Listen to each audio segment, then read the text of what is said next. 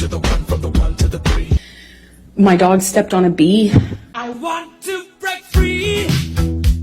No doubt the little montage there I would play to break down what's going on with the Amber Heard Johnny Depp trial. Depp won, and actually he got $15 million. She got $2 million in compensatory for her counter lawsuit, she being Amber Heard. But perhaps this gives Johnny Depp a free, clean slate.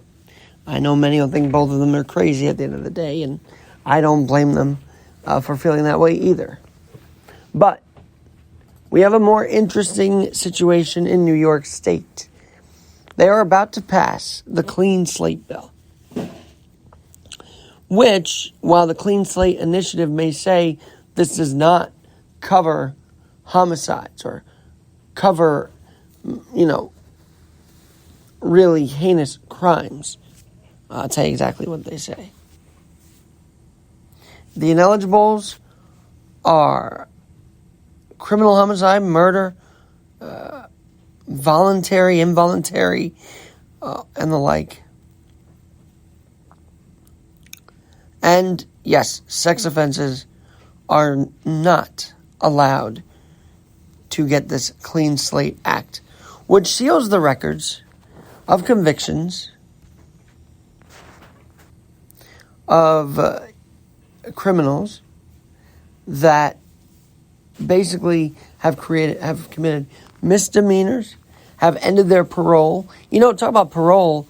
This guy that shot up on the Q train, his parole officer didn't really keep tabs on him, and he shot someone on the Q train. That's a fact. And now we're saying, if you're a good person and we're going to give you this grace, we're going to seal your conviction records to boost the economy, to boost the state, and to boost someone's goals. And believe me, I believe in second chances. But to seal convictions of felonies and misdemeanors.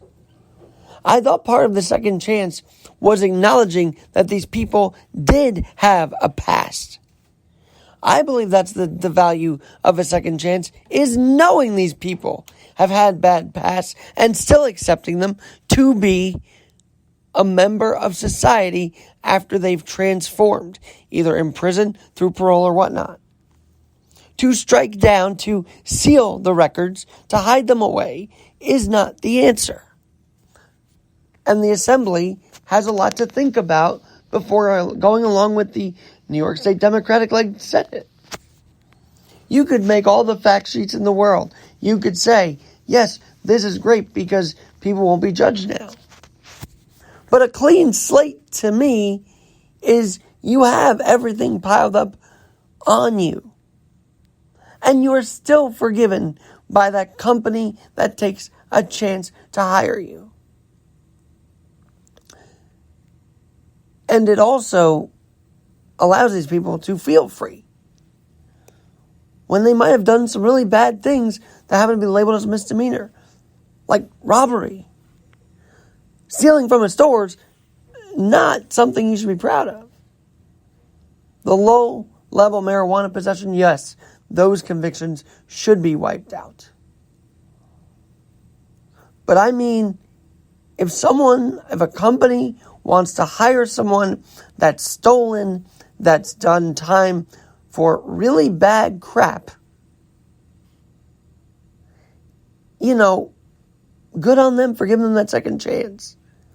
But it should be up to the business owners to decide that second chance, not up to legislation. This kind of thing is between God and the person whose felonies are being sealed and have had records on. This kind of thing is between the employee and the job seeker who has a bad past. This is not a government step-in situation. Because once you say these records are sealed, we're going to let you roam free, that's not good either. People's pasts have to be known. On Facebook, people like to know what edits were made to a post. What did this person get rid of? What did they add? Yada, yada. People are like that. Okay? Translate that to offline into the real world. People should want to know. Employees should want to know. Every freaking job application says, do you have a criminal history? That's what they say on the job application. Now we're saying government is dictating that shouldn't be the case. Clean slate New York is not a good idea for this city. Because, and it's not even a good idea in general. Because, as God says, the truth will set you free. But what will set you free ultimately is this idea that, yes, a business knows who you are. They see your records. They see that it's not sealed. They see that you've had a bad past. And they're still willing to take a chance on you.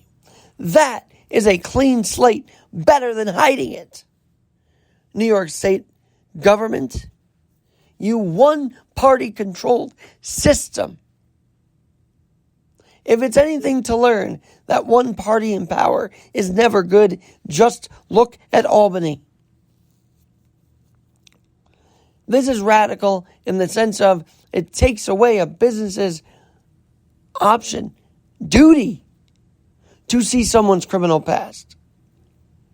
And it takes away accountability of the person who's had the bad past. You're giving them this free pass to hide it. A clean slate is when you know it and you still take a chance that that person has been reformed in the system.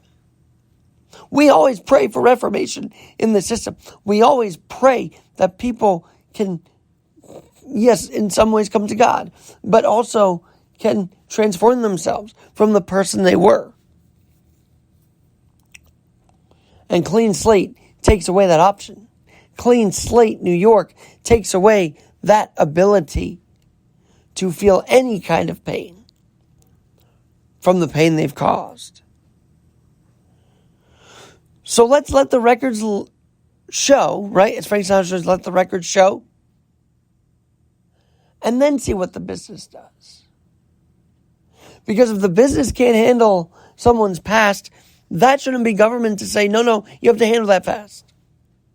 This should be a business job-seeking situation. Not a big government stepping in and sealing bad behavior. Clean slate New York seals bad behavior. And I hope the Assembly asks them to rethink, asks the Senate to rethink. That's what I hope happens. It's been a bit more of a 10-minute fix today, but you know what? I'm extremely fired up about this. And so should you. Clean Slate Act. I have actually what they say from their direct website of the initiative for Clean Slate. And tell me what you think. And at the end of the day, that clean slate is being held accountable for your past actions. And being accepted, loved, and even hired in spite of that. That's the overcome all odds story. If anything else, you learn from this idea of Clean Slate New York. Talk to you soon. Tell me what you think. Alex at alexgnyc.com. Have a good one.